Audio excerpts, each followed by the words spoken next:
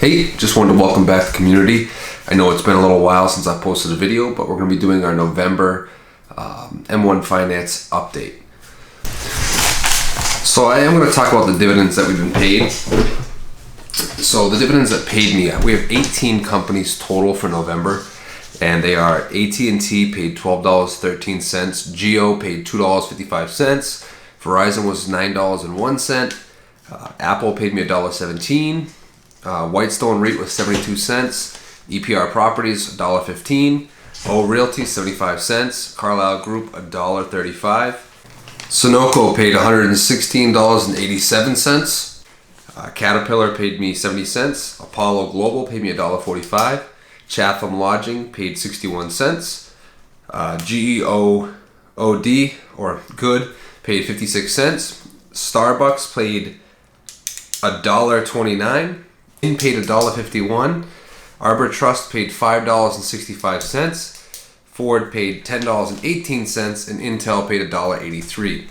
So the total for our dividends for November is $169.48. Now that's getting pretty good. Now I don't get that every month like we had looked before. October was kind of lower. I think it was somewhere in the 40s. You know what I mean? It wasn't nothing huge. But November was a really good month. So that was my quarterly payers. So I'm up to almost 200 every 3 months now. That's not bad. All right, so we're gonna go over how much is in the portfolio now.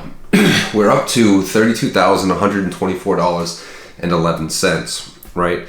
Now that looks like we have more because before in October I had $31,427.34, which is a difference of $696.77.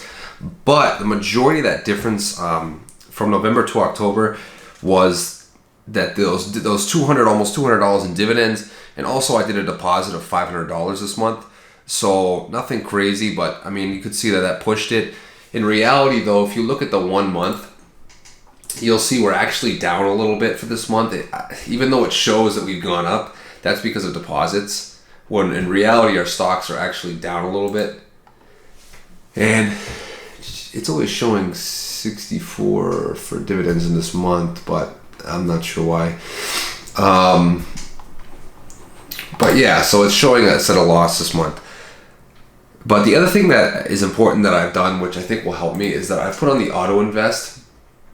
So by doing this, I've put in auto invest, so money's going to automatically come out every single payday. And when that money comes out, I've actually put $500 a week. It's going to come out into this account. If I can do that for a full year, that's $24,000. So if I can do that, that'll be amazing. That'll definitely help push the portfolio. This is something that I believe that I can do. As you can see, you know, I've been reinvesting all the dividends. They've been going back in. So every time I get paid these dividends that you see here, I'm putting that money back into the stocks. So I mean, I haven't added any more margin. I've been trying to kind of just add money to push down my percent of a maintenance call threshold. So I believe last time I was at 49 or 50% of a maintenance call threshold. Now I'm up to 51%. I've added no more margin. Obviously you can see my credit has gone up, my available credit, because I've added more money but taken no more money out. So, you know, that's a nice little thing there. That's starting, you know, keep that down low. I probably want to minimize my margin over the next year. Try to get it down to you know, a lower percentage. Even if I don't pay off the margin, I do want to get it to a point where I'd have to lose 70% of my portfolio before a call was made. Because I just don't believe in a recession that I would have a 70% drop. I just don't see that coming. So, and honestly, looking at the market as it is right now with the jobs growth we just had for November, I think it was like 200 and something thousand jobs created in November. So, I mean, it looks like to me the economy is going strong. I think with the trade wars, I think eventually that's going to come to a halt. It looks like China and the U.S. we're getting closer to a deal. I'm not going to say we are or aren't. I'm not sure, but I do believe it seems like we're getting there. It seems like they're making concessions. The economy in the U.S. is very strong, so there's probably going to be more effort made to close that deal. So, as you can see, you know, I think this was for Friday. This was for yesterday. So the economy went up a little bit yesterday. It's 1%. You know, that's good news. They're talking all about you know, well, U.S. equities in here. Yeah, a bunch of junk, but you know, regular stuff that affects our economy. So I'm going to continue to keep trying to get this up higher. I want to push it to 40 real soon if I can. Obviously, it's going to take a little bit, but at 500 a week, we'll get there eventually. I'm going to continue to update you guys as I go. And as you can see too, you know, some of these sectors have been doing a little better.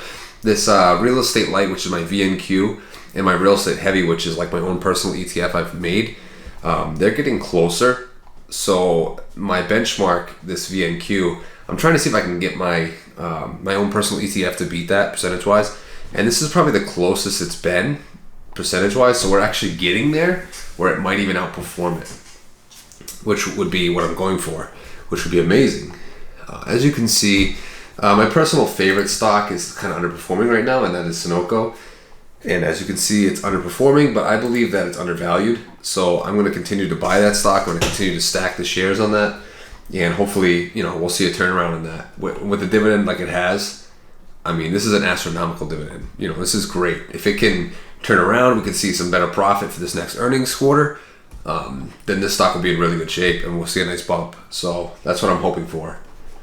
Overall, we are still up, you know, $1,800 roughly. That's not bad. It's really kind of stagnated lately. We've had days where it's really up. We've had days where it's really down, but I've kind of been stagnant on the gain. Still 6% overall. That's not bad. I'll take it. You know, so if you guys have anything else you want to see or you want me to talk about, definitely leave it in the comments below. I'm going to continue to try to update you with my dividends. Like I said, I'm going to be doing $500 a week auto now going in. So that should add up really quickly. We should see some bigger numbers here. And I'll be grinding all day and all night to make that happen. So that's going to be interesting to see. And all right, I'll talk to you guys later. And thank you guys for being part of the community. Don't forget to like, comment, and subscribe.